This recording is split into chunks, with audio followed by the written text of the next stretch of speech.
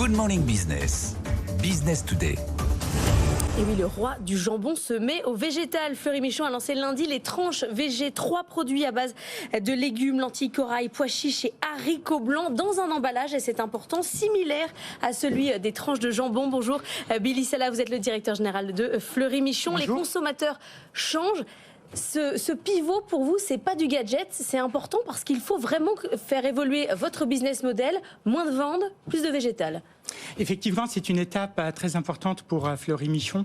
Nous sommes une entreprise vendéenne, comme vous le savez, du bocage vendéen, de taille moyenne, mais nous sommes là depuis 120 ans. Et notre ADN depuis 120 ans, c'est de proposer des protéines de qualité, accessibles à tous. Alors accessibles en termes de prix, mais aussi en termes de praticité, surtout grâce au format ultra pratique de la tranche. Vous savez, on la roule, on la met dans des sandwichs, dans des pique-niques, etc. Alors, c'est pour ça qu'on nous appelle le roi du jambon. Alors, ce qui se passe, c'est qu'effectivement, devant l'évolution des usages, on s'est dit que cet ADN pouvait être appliqué aussi à des protéines de qualité, mais végétales, cette fois-ci. Et comme vous le savez, les légumineuses sont une grande source, une belle source de protéines végétales. Vous n'êtes pas les premiers à arriver sur ce marché, parce qu'on a reçu plusieurs, notamment start-up, alors il ne faut plus dire viande maintenant, du végétal sous forme de tranche. On va voir ce que dira le Conseil d'État d'ailleurs dans un mois. On va vous être très sincère avec vous, on a goûté plein de produits végétaux, c'est très bon, sauf le jambon. Alors, on ne dira pas le nom du concurrent, mais c'était vraiment dégoûtant. Oui. Et ça nous a fait la journée dans la bouche. Donc, est-ce que votre jambon est bon ? Alors, le jambon est très bon, et je vais vous dire pourquoi. Parce qu'on est d'abord et avant tout une société de cuisiniers. Chez Fleury Michon, on a 80 charcutiers, 80 cuisiniers qui ont la passion du bon. On dit chez nous l'obsession du bon. Et donc, le challenge qu'ils ont eu, on a fait quand même 300 essais de recettes pendant 3 ans pour trouver la bonne formule. Alors, c'est très différent de ce qui existe sur le marché, parce que l'idée, c'était justement de trouver tous les bienfaits des légumineuses entières, et non pas transformées, en fait, directement dans le format ultra pratique de la tranche. L'objectif, c'est pas que ça n'ait goût de viande. Par exemple, ceux qu'on a goûté voulaient que ça ait un goût de jambon, de porc. Là, ça avait le goût de pâté de chat. L'objectif était un goût de viande. Là, vous n'êtes pas sur ce créneau-là. Exactement. C'est un choix très fort qui a été fait dès le début. En fait, l'idée n'est pas du tout d'essayer d'imiter la viande, mais c'est de retrouver les fonctionnalités du jambon. Le jambon, c'est quoi? C'est des protéines de qualité, accessibles à tous, ultra pratiques, qu'on peut garder longtemps dans son frigo. Donc, on s'est dit que si on essayait d'appliquer cela aux protéines végétales, en fait, sans chercher à imiter le goût de la viande, mais en trouvant son propre goût spécifique, on ouvrirait de nouvelles possibilités de diversifier l'alimentation des gens aujourd'hui, qui cherchent de plus en plus à végétaliser leur alimentation. C'est quoi l'objectif? Parce que j'ai vu que le marché, notamment du marché de jambon de porc, baissait de 2 à 3% par an en volume. Est-ce que c'est de compenser cette baisse de volume, ou c'est de faire beaucoup plus?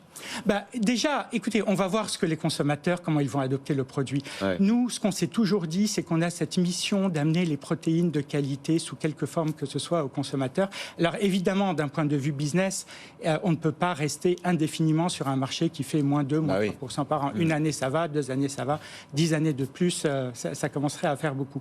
Et en fait, cette décroissance, elle est due justement au flexitarisme. Et donc là, on va chercher des consommateurs flexitariens, en fait, qui ont envie de consommer un petit peu moins de viande, mais qui n'ont pas envie de se priver de tous les bienfaits du jambon. Et c'est grâce aux protéines végétales des légumineuses qu'on leur propose cela maintenant. Tout l'enjeu, il est marketing. Vous, c'est votre spécialité au départ. Hein. Vous êtes un spécialiste du marketing. Vous avez bossé chez BIC, notamment. Là, il y a vraiment un enjeu là-dessus de marketing. Ça va être vendu au même rayon que les jambons. Est-ce que là, il n'y a pas un petit problème? Alors, de nouveau, ce que les gens cherchent fondamentalement dans le jambon, c'est des protéines de qualité accessibles à tous et ultra pratiques. Et donc, nous, notre recommandation à nos partenaires distributeurs, c'est le mettre au rayon charcuterie, effectivement. C'est parce qu'il y a des gens. Donc, il y a beaucoup de trafic. Ah oui. Et donc l'idée, justement, c'est de démocratiser l'usage des protéines végétales. On arrive à le faire parce que c'est bon, parce que c'est pas cher aussi, c'est-à-dire qu'on a un prix recommandé à nos distributeurs de 2,29 €, 2,30 €, ce qui est parmi les jambons les moins chers. Donc l'idée, c'est d'être accessible. Souvent, les protéines végétales sont trop chères par rapport aux alternatives carnées, parce que c'est ultra pratique, et puis ça a quelques avantages environnementaux qui ne sont pas négligeables. Comment se sont passés les négos, le référencement, les prix avec Egalim? C'était compliqué ou pas? Alors, c'est toujours un sujet. C'est toujours un sujet. Vous savez, moi, ça fait faire un 30, chèque, hein, ça, ça c'est sûr, fait pour être 30 ans que référencé. je suis dans la grande consommation. Fondamentalement, on sait qu'on a besoin les uns des autres. Ce qu'on fait, c'est que nous, dans le cadre de Fleury Michon, qui est là depuis 120 ans, on a réussi à bâtir des relations de confiance et de long terme avec nos partenaires distributeurs. 120 ans, mais 800 millions d'euros de chiffre d'affaires quand même en 2022. Juste une question, vous parliez du bocage vendéen. On sait que c'est une des régions les plus dynamiques de France. Je pose la question pour faire plaisir alors. C'est compliqué de recruter justement pour équiper les nouvelles chaînes de production, de trouver des talents dans cette région où il n'y a pas de chômage. Alors, c'est toujours un petit peu compliqué. Dans notre cas, c'est moins compliqué que pour d'autres entreprises parce qu'en Vendée, Fleury Michon est connu pour être une société très attractive. Ah oui. En fait, nos équipes sont notre principal atout. Alors, tous les DG le disent. Dans notre cas, c'est vrai, c'est très, très important. On est conscient, et je suis conscient personnellement, que devant tous les challenges multiples de notre entreprise et des entreprises en général, c'est vraiment le travail quotidien des gens qui fera la différence. Les gens le savent et du coup, les gens viennent. Et vous avez de la concurrence, parce que vous avez Sodebo qui n'est pas très très loin de vous. Juste un mot sur les agriculteurs, parce qu'il y a eu la loi hier agricole tant attendue qui a été présentée. Vos relations du côté agriculture, ça se passe bien aussi ? On est une entreprise vendéenne, donc les agriculteurs, c'est nos voisins. On leur parle quotidiennement ou hebdomadairement pour écouter tout ça.